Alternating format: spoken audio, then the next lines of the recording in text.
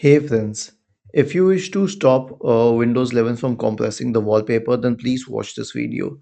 So right click on the start button and select settings. Okay, now go to the personalization tab and select background. Okay, the background is a picture and that is what we are calling a wallpaper. So I'll browse a picture.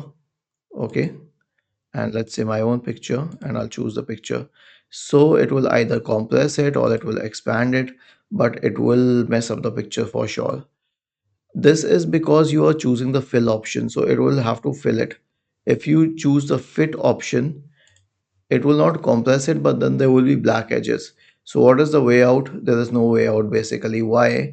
Because I mean there is something, at least one thing that you will have to compromise on.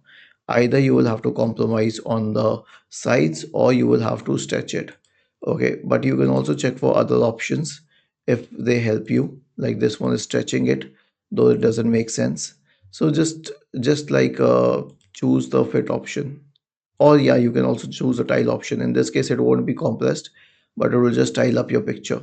So this is also a good option to save it from compressing the pictures. The center one will put it at the center, okay? But I mean, this will be the best resolution, but it will black out everything in the foreground and span. So this is something similar. It will stretch the picture.